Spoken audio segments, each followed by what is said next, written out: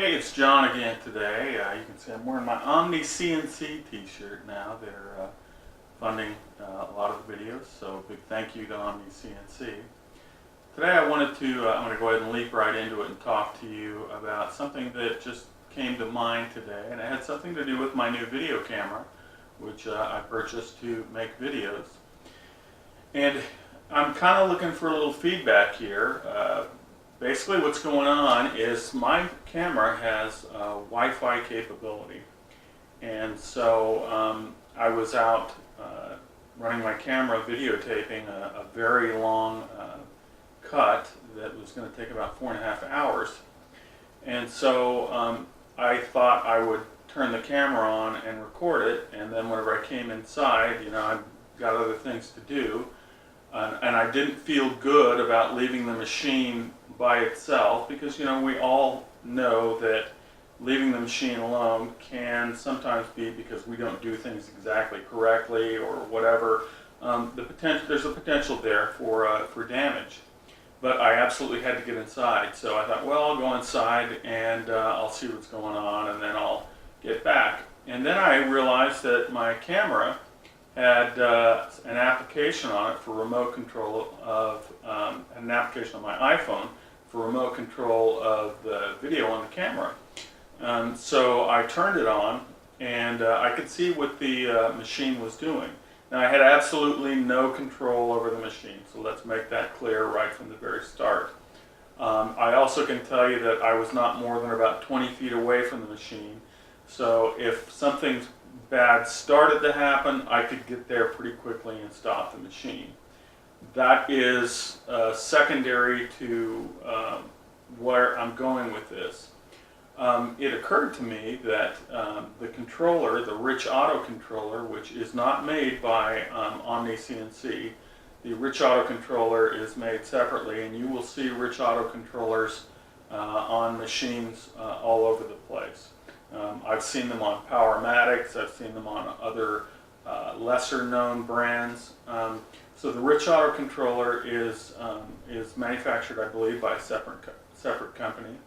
But it would be nice, is what I was thinking, is that if I could watch my CNC and perhaps have the functionality to pause, to stop, not e-stop, because I don't think it would ever be a safe idea to put an e-stop on a device which might get disconnected from the machine. But it would be good to be able to view the progress that the machine is making, to see if any potential problems were going on, and we could pause the machine and see what, then go view the machine and see what's going on. So in any event, what you're going to see today is the camera recording and video, and me observing the machine from my kitchen dinner table. And so I'm doing a bunch of Arizona flags. It's Arizona flag embedded inside of a cut of the Arizona state. And so you can see the state there and then the flag inside of it. I like it. I'm looking forward to selling a lot of them. We people here in Arizona are pretty popular. Our state is pretty popular with this. So hopefully you'll enjoy the video. Hopefully you'll get some ideas from what it is that I'm doing.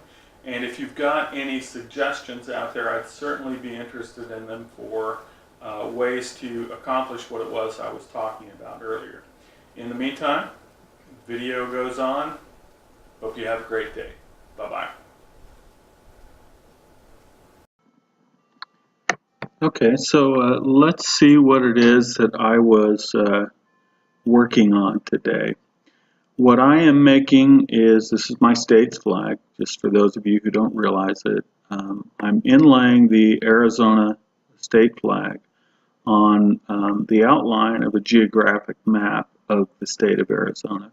Okay, so let's see what the state of Arizona looks like whenever we go to the magic Google machine, as some friend of mine's daughter calls it. So when we look at Arizona, we can see that this is the outline, okay? And there are the state, the western end of the state is quite jagged, and that is because the border between California and this portion of Las Vegas is the Colorado River. So this is going to involve some very detailed cutting, even though it is just a profile cut. This is the portion where we're going to cut the outbound section of the state. Okay, so what we're going to do is put the flag inside of here and the border on the outside. So the new version of Aspire supports imports of scalable vector graphic files. Scalable vector graphic files are extensible markup language-based files. What that basically means is that this is not a normal image. This is text describing this. So let's go ahead and look at it and see what it is we're looking, just in case you're curious about whether or not it is an image or if it is something else. So you can see we've got paths defined here. We have transforms. This is all XML. Okay, you can see it's defined with a scalable vector graphic. Now the reason I say this is that if you try and import this flag into Aspire, which is what I use as my primary mechanism for doing CAD/CAM work, if I go here to the flag of Arizona, it's going to say there's an error. Okay, some vectors may be missing. So when we pull it in, we can say, okay, wait a sec, there are some vectors missing, and it doesn't look exactly the same way as the picture did. So what we can do, if we like, is get some open source software, which I'm not going to go into right now, and we can finish these lines up and then save it, okay? And then we can export that to DXF format, and we have our flag for the rest of the time we work, okay? But because that's not the case, in this case, I'm not going to spend any time going over that. I'm going to go ahead and just show you where I started. So the first thing I did was I went to the Magic Google machine and I imported a map of Arizona. Okay. Now there was a little bit of image prep at the start that allowed me to clean it up and get just the state border. Okay. So whenever I was done, I saved that as a DXF file. That is a normal CAD file that is used extensively in the CAD world. So anyway, let's see if we go in here to DXF and we look for Arizona flag. Okay. And oops, I think I'm a little bit out of my area. I'm going to go ahead and pause this for a minute and find the flag, and I will be right back. Okay. Okay. Well, I could not find the Arizona flag, so I'll go ahead and go through this real quickly and show you how to do it. If you didn't know already, you go to Import Bitmap. Okay, and I found this flag out on, or this geographic boundary out on the internet, and I came over here to Trace Bitmap. Okay, now you can see as soon as I go to Trace Bitmap, it selects black and white as the color, and so I'm going to adjust that just enough to where I can get a relatively thick border on the flag. Now if I come up here, yes, there it is complete all the way through. So let's take a preview of that, and we can see we don't have a bad shape for the flag. We go ahead and click on Apply. We close that up, and let's go ahead and turn the layer off for the bitmap so that we can see just the flag. Now this comes by default all grouped together, so we can see that because we have a solid purple line. So let's ungroup that because we don't want double lines showing up on our carving. And then I'm going to go to the outer line, and I'm going to pick that one to delete it because there's a slight error in there that I don't want to fix. but there's also no reason to have two lines to trace the outline of the state. Okay, so we now have a full, a complete line, and let's go ahead and zip this out here and make it a little bit bigger. And I'm going to go ahead and turn this just about a degree or two. And there we get nice straight lines, relatively nice straight lines anyway. Okay, so let's go back to our drawing, and now we're going to go ahead and import vectors. And I have already prepared the Arizona flag. Oops, let's go to pictures, SVG, and there's my Arizona flag. Okay, so this is one that I've already cleaned up, and I'm going to go ahead and press center, and that will center that up. And I'm going to go ahead and stretch this out just a tiny bit. Okay, and I'm going to minimize the state of Arizona just a little bit. Okay, so now I've got a boundary from which I can trim away the external vectors, and I've got the state of Arizona inside there. Okay, now this is not the model that I used whenever I made the CNC cuts, but it's pretty darn close to the way I did it. So let's go ahead and cut that, cut that, cut that, cut, lots of cutting. And let's go ahead and go down here and look at that, look at that, and look at that. Okay, and there we go. So now we're going to delete those last few vectors, and we have a pretty good outline of what the state's going to look like. Okay, so this is good enough that if we wanted to, we could go over here to File, Export Selected Vectors to DXF, and then we could save this work for future work. Okay, now I'm not going to use this one because I already have one done, and that one is going to show you the amount of or extent of the amount of CNC time that we have to use, and that's really the point I'm trying to make here, is not how to use Aspire, but some considerations that might come into play regarding a very long cut, one that might take 4.5 hours or so, and the necessity to be able to monitor that cut and still do other things. Now, as I pointed out earlier, excuse me, my dog is frustrated with me and she's turning around and kicking the wall there because I won't pay her any attention. But where I'm going with this is, the whole point of a CNC is that you be able to do multiple things. Okay, doggy, Lily, hush. So that you can do other things. I mean, a CNC is sort of a very dumb employee. It does exactly what you tell it to, but it's usually pretty good about doing it unsupervised. So what we've got here is a long set of cuts. So let's go over here and see. I've already set this up. So this etch part is set up, and I'm cutting about 2.5 millimeters deep with a 60-degree V-bit. Now the reason I'm using a 60-degree V-bit as opposed to a 90-degree V-bit is that I want the cut to be a little bit more defined.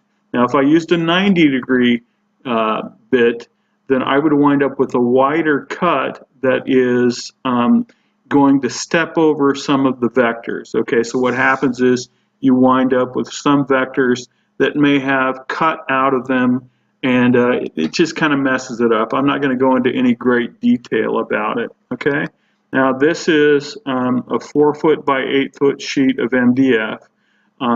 It's approximately the same size as 1500 millimeters by 2500 millimeters, which is the size of the Omni 1325 small CNC.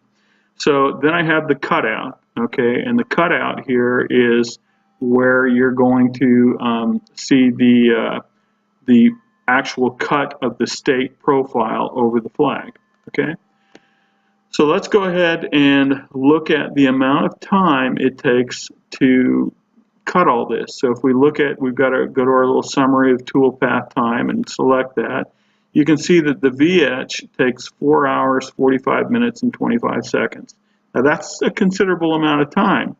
and it's amount of time that if you're comfortable with what all you're doing on the machine, you should be able to at least work in the local area and get other stuff done. Otherwise, you're just sitting and watching the machine go, and that's not really very productive. Okay, now you can see that the cutout takes about 36 minutes, and once again, so the total we're looking at here is 5 hours and 21 minutes.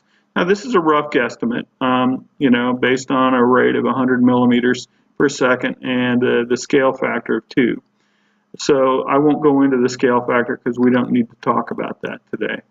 But in any event, let's go over here to our 3D view, and this is what it looks like. And I'm going to go ahead and select a material. Close. We'll go to preview, and this is where we get to select what kind of material we're cutting from. So if we want to get a rough idea of what it's going to look like, we could pick up, I use, say, hard maple. Now, you can go with Aspire and take photos of the actual wood you're using, which is what I've done here, and import those files into a certain folder.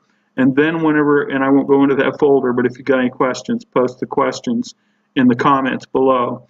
And then whenever you want to select what it's going to look like with that exact wood that you're using, it'll show up in this little drop down. Okay, see, so I've gotten some lightened walnut out there, and that's sort of what it looks like. You turn the grain sideways so that I can look at it both sideways and vertical, so that horizontal and vertical, I guess, is a more accurate term, so that I can see what it looks like if I decide I want to cut it one way versus cutting it another way.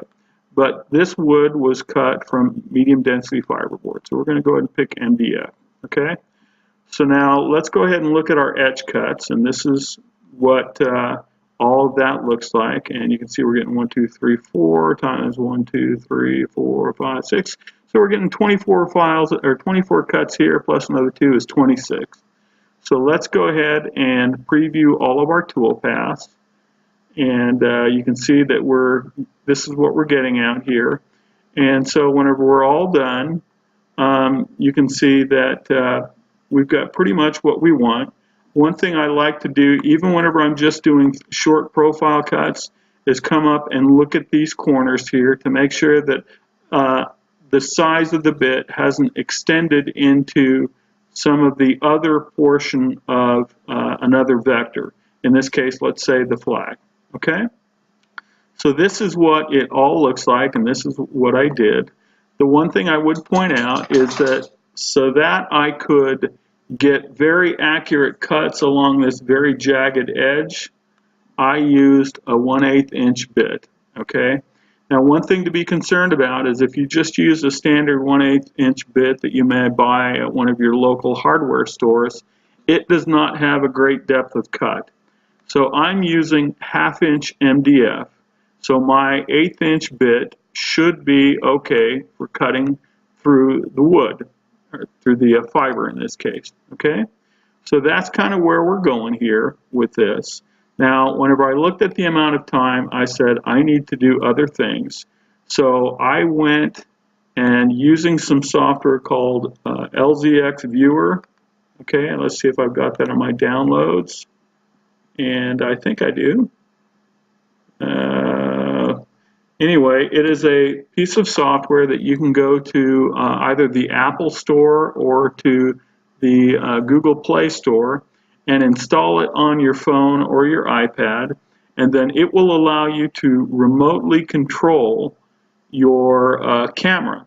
Okay, so in my case, I've got an Anstecker HD high definition camera. It's not one of the high-end cameras, it's not one of the low-end cameras, but it works for me, and it does have Wi-Fi connectivity. So when I installed the LZX viewer on my iPhone, I then was able to watch the cut while the video occurred. So you can see what's going on there, and I'll show you a little clip, a little screenshot of that software from my phone that I took earlier. Okay, so for right now, this is where we're at, and we'll see how it goes. And there's me in my stupid tie-dyed shirt that I made with my grandson the other day. Earlier than that, I was wearing my Omni CNC shirt. Anyway, I'll chat with you in a minute, and we'll talk to you later. When you download the LZX viewer from the Apple Store or the Google Play Store, this is what the icon should look like on your desktop. So when you first start this up, it will ask you if, or it will actually tell you that you need to connect to the Wi-Fi on your phone. So you first you need to have the camera itself set up in Wi-Fi mode, which is quite easy to do. I'm not going to go through that right now. You can read instructions as well as anybody can.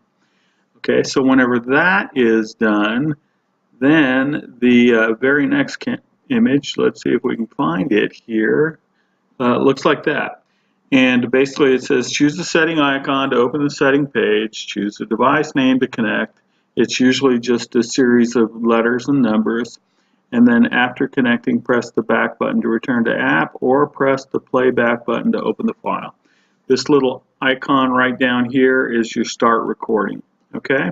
Now, as I was pointing out earlier, the reason for this is that this whole video is that I was able to connect my phone to my camera, put my camera supervising the Omnitech 1325 that I have in my garage, and I could watch what was going on throughout the entire time within the air conditioning of my house, while here in Arizona it gets really hot. And if anything happened, I was able to get out there very quickly and stop it. Okay? Once again, the ability to do multiple things at the same time is good, and it's the whole purpose behind using computerized numerical control machines.